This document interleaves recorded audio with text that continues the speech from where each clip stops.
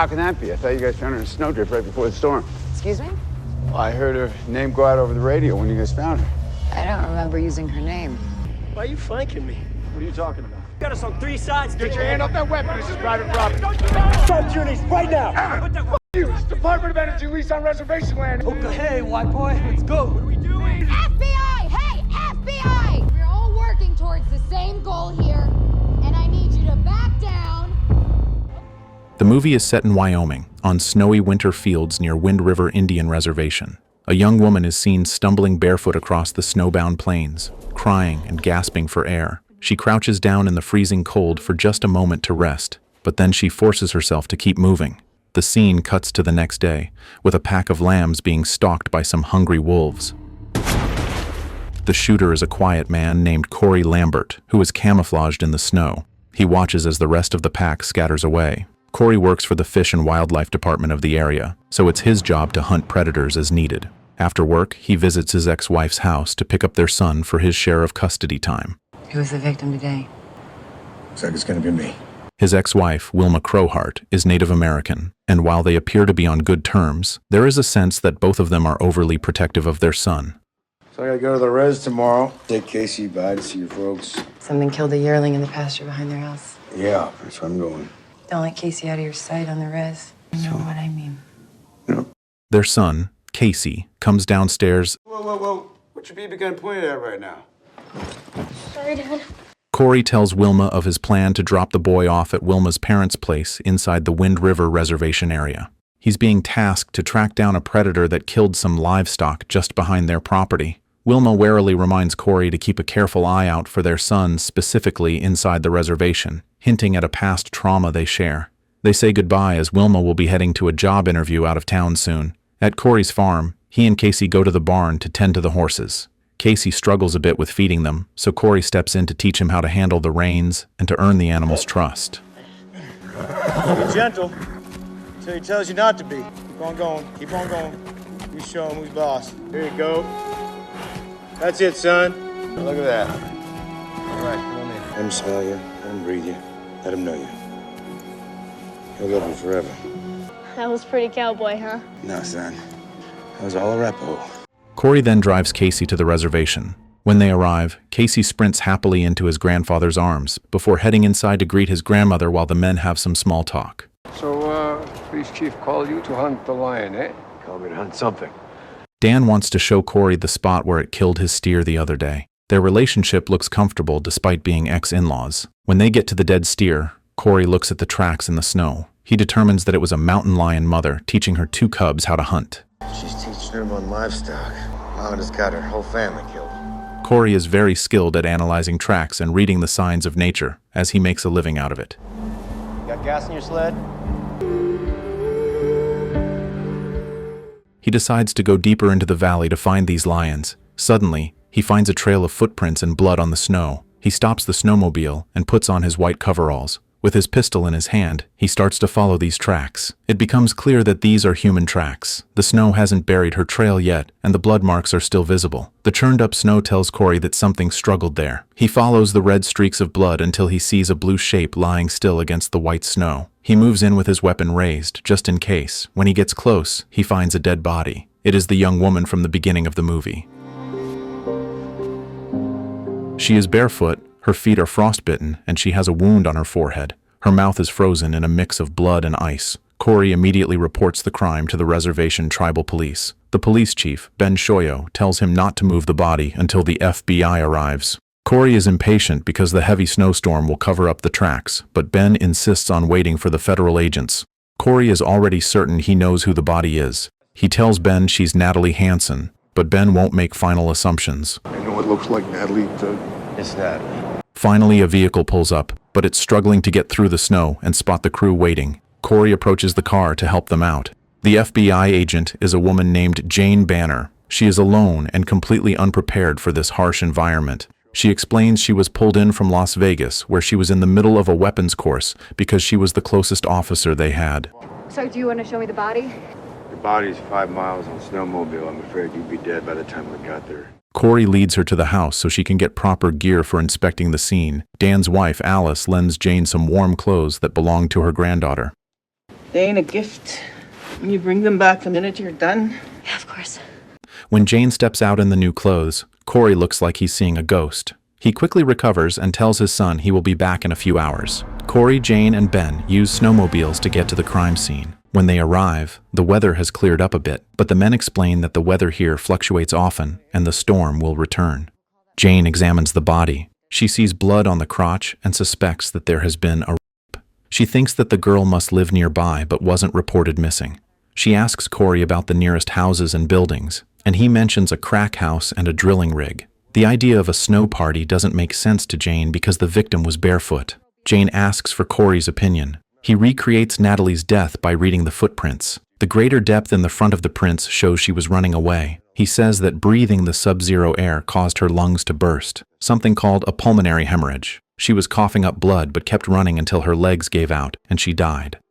Well, how far do you think someone could run barefoot out here? Oh, I don't know. How do you gauge someone's will to live? Especially in these conditions. But I knew that girl. She's a fighter. Jane is impressed by his skills and realizes she needs his help to solve the case. Even though he is a hunter of animals, he agrees to help hunt down the human predators responsible for this. You're a lion hunter? I hunt predators. Good, so why don't you come hunt one for me then?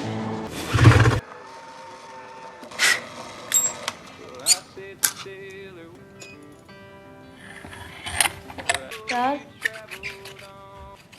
Who was she?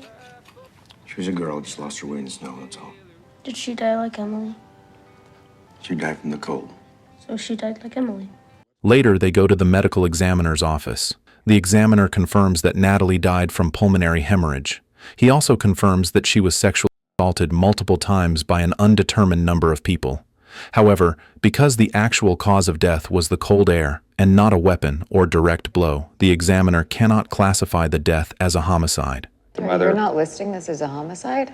Can't. You have to take into consideration the circumstances. We all know it's a murder, but I just can't put it on the death certificate. Hey, don't look at me. I'm used to no help. This is a major problem for Jane. If the death is not ruled a homicide, she cannot get an FBI team to investigate. She explains to Ben that she might be summoned back to Vegas if problem for Jane. If the death is not ruled a homicide, she cannot get an FBI team to investigate. But Ben, who knows he is understaffed and lacking resources to do so, asks her to calm down. They then head to meet Natalie's parents to ask questions about Natalie's activities before her passing. We learn that Natalie had a boyfriend, but her father, Martin Hansen, didn't even know his name. Jane is irritated by this and blames Martin for his irresponsibility as a parent to the barely legal teen. Whose name you don't even know. She was an adult. I'm sorry, what does that mean? It ain't good. Feeling unfairly attacked, Martin resorts to sarcastic jabs at Jane and their differences in race. Jane tries to see the mother, Annie, even though Ben tells her to leave it alone. She goes into the bedroom and finds the mother in a terrible state, broken down and hurting herself in her grief. I'm really sorry. Then, Cory knocks on the Hansens' door. Upon seeing his good friend, Martin finally breaks down, revealing his own grief of losing his daughter. Outside, Cory tries to console Martin by sharing his own painful experience. He talks about his daughter Emily, who died 3 years ago in a similar manner. He tells Martin about a grief seminar he went to. You're never going to be the same. You lost your daughter, and nothing's ever going to replace that. Point is, Martin, you can't steer from the pain. If you do, you'll rob yourself of every memory of her.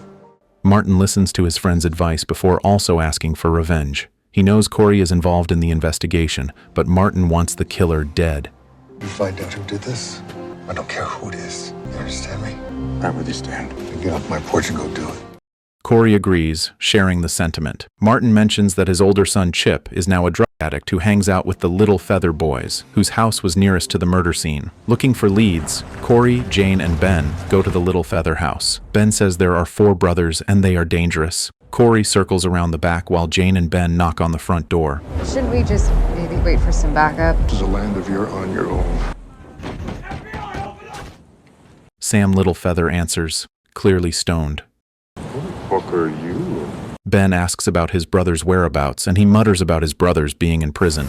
Suddenly, he attacks Jane and Ben with pepper spray, causing them to collapse, coughing. While Jane and Ben are incapacitated, 2 other junkies try to escape through the back door.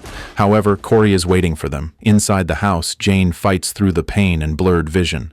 Sam appears and starts shooting at her. He misses, but Jane manages to fire back. She hits him several times. Sam isn't dead yet, so she wants to call for an ambulance, but Ben tells her to leave it. He'll be dead soon anyway. Let's go. Later, it's revealed that one of the men Cory stopped is Chip Hansen, Natalie's brother. Jane tries to question Chip. Is she seeing a white guy? You just said was. Why did she say was? Because I found her raped and killed right over there, son. But he breaks down in tears when he hears that his sister is dead. Through his tears and ambiguous remarks, he helps Jane figure out that Natalie's boyfriend was a white man who was not a local. Jane wants Chip to lead them to the boyfriend, but Cory has a different idea. He notices fresh snowmobile tracks leading up the hill from the house. Since Natalie's body was found in that direction, he decides to follow these trails. He tells Jane they need to move while the snow still holds the story. They take the snowmobiles up the hill. The trail climbs upward. Eventually, they have to continue on foot. Okay. Ready? Yeah. All right, follow me. Unexpectedly, they come across another body, a naked man partially buried in the snow, who has been eaten by scavenger birds. Meanwhile, the boys from the drug house are in custody, but refusing to talk. They would rather go to prison than stay on the reservation. Cory asks to speak with Chip alone, as he has known Chip since he was a child. Jane refuses because anything said outside Jane's supervision is inadmissible for the investigation, but Cory insists. Well, if I didn't tell you, if I just knew it. Ben. Chip is defensive at first. He blames the harsh environment and the town for his life choices. I'm not going to stand here and tell you that life's fair, because it ain't. This land is all we got left. One thing native about you is your ex-wife, and the daughter you couldn't protect. Over there. You had the army, you had college, whatever, it was your choice. Look what you chose. Finally, Chip breaks. He reveals the identity of Natalie's boyfriend named Matt. He was an older guy, about Cory's age, who worked as a security guard at the nearby drilling rig. Cory tells Ben and Jane this information.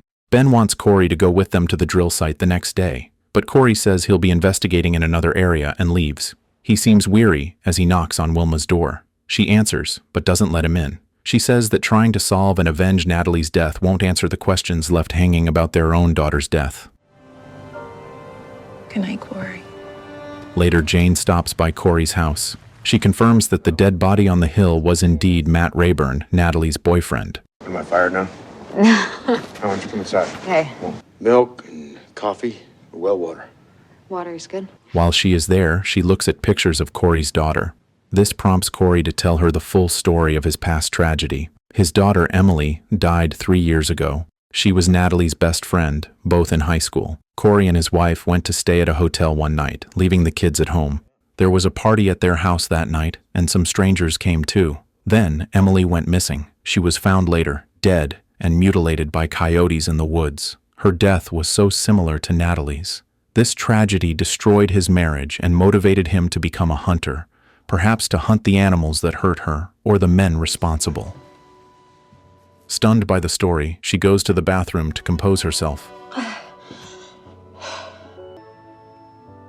Walking out, she notices a poem that Emily wrote. I don't want to stumble into something like today if I can help it. Well, all he said was that Natalie's boyfriend was named Matt. The next day, the investigation moves forward. You want to walk him through this? Sure, yeah. We'll also canvass Matt Rayburn's trailer and see if there's anything that links him to the assault. Come up to you.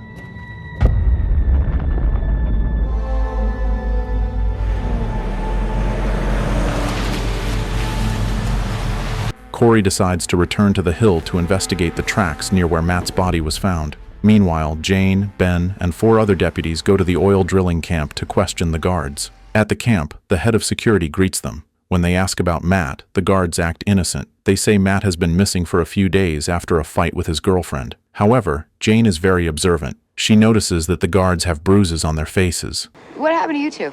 You look a little torn up. You hit one of these pine branches doing 60, see what happens to you. But Jane is suspicious. Cory is up in the mountains.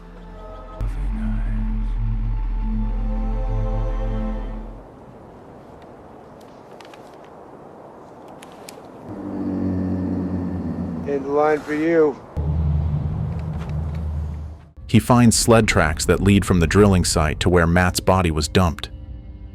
This proves the guards moved the body. Back at the camp, Jane tries a deception technique. She tells the guards that Natalie is still alive and is the one who reported Matt missing. The lead guard is surprised and says that's impossible because he heard on the police scanner that they found her body. Jane catches him in the lie immediately, saying the body's identity was never released on the radio. Tension skyrockets. One of the deputies notices that the security guards are slowly flanking them, surrounding the police officers. He panics and draws his weapon. A massive standoff ensues. Everyone has their guns drawn. Jane asserts her authority as a federal agent. She yells that she has jurisdiction and diffuses the situation momentarily, getting everyone to lower their weapons.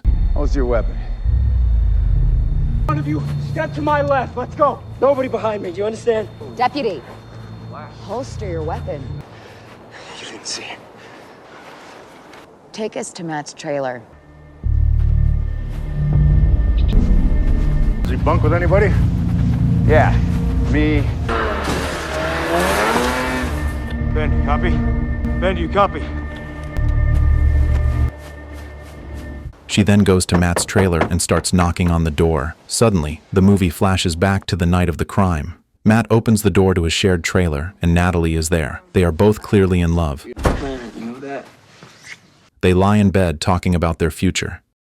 Their happiness is interrupted when Matt's drunk coworkers arrive. They are rude and rowdy. Smells like sex in here. What you two been doing, huh? Hey, Kurt, you mind getting him, man? Come on, Pete. Matt tries to keep them out, but one man named Pete is extremely intoxicated. What you two been doing? Hey, Kurt, you gonna get him or not, man? What's your problem? What you gonna do? Come on. Matt gets angry and pushes Pete away, but Pete won't back down. Another guard yells a racial slur at Natalie, so she slaps him. Pete pulls Natalie's pants off. Matt fights back heroically, punching Pete, but there are too many of them. The other guards join in and beat Matt up.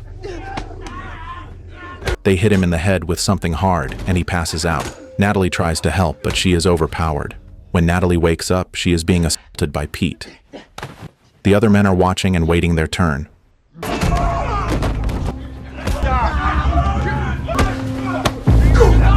In the chaos, Natalie sees a chance to escape. The group beats Matt to death. She runs out of the trailer barefoot into the freezing night. This confirms that her desperate 6-mile run was an attempt to save herself from these monsters. Back in the present, Jane is still pounding on the trailer door. Ben, copy? Ben, do you copy? Cory tries to radio Ben to warn him, but it is too late. Guy standing in front of the door, open up. Curtis. Ben, copy? Get away from the door! A massive shootout erupts. The security guards open fire on the tribal police. It's a slaughter. The guards have heavy weapons, including a machine gun. They kill Ben and the other deputies. Jane is alive because of her bulletproof vest, but she is injured and lying in the snow. The lead security guard approaches her, about to kill her. Cory is shooting from his hiding spot in the trees, like a ghost in the snow. Pete is the only one left. He scrambles out of the window and runs toward the mountains, fleeing just like Natalie did. Jane crawls down the trailer and shoots at him. Cory comes down and gives Jane first aid. She tells him to take her radio and call for a helicopter, urging him to go after Pete. She knows he won't bring Pete back alive. Go get him. I won't bring him back. You have to know that. Cory heads up the hill to hunt Pete. He is stumbling and freezing. He hears the sound of a snowmobile and looks around frantically.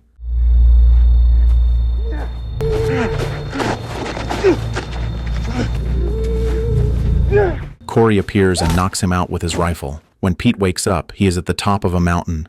No. Get a peek. We're on the hottest day in August. Let's just talk for a minute, all right? Let's just talk. What the fuck? I'm a bitch! Cory offers Pete a deal. He says he will give him a chance to live if he confesses. Pete breaks down. He admits to raping Natalie and killing Matt. He explains that the boredom and the isolation drove him crazy, but Cory doesn't care about his excuses. Cory cuts Pete loose. He tells him that the highway is 6 miles away. Natalie ran 6 miles in the snow without shoes. Now he challenges Pete to do the same to reach the highway for help. I'm a man of my word. If you can make to that highway, you're a free man. You know how far that drill camp was from where I found Natalie's body? 6 miles. Barefoot. That's a warrior. You may make 600 feet. I want you to run. Pete starts to run. He struggles through the deep snow, wheezing and gasping. It only takes a few moments before the sub-zero air freezes his lungs. He falls to his knees, coughing up blood. His lungs burst, just like Natalie's did. He dies in the snow, a victim of the same brutal elements he forced Natalie into. Cory watches him die, getting his justice without firing another shot. Later, Cory visits Jane in the hospital while she is recovering. Cory jokes with her to lighten the mood, but Jane is crying. She is thinking about how strong Natalie's will to live must have been to run that far in the cold. Cory tells her that Jane is strong too, because she survived. He says luck doesn't exist out there, only the will to survive. Yes, you did. Finally, Cory goes to visit Martin. He finds the father sitting outside his house with his face painted, symbolizing his grief. You're right. That's with the paint. It's my death face. Just made it up because there's no one left to teach her. How do you go out with a whimper? This news brings Martin some peace.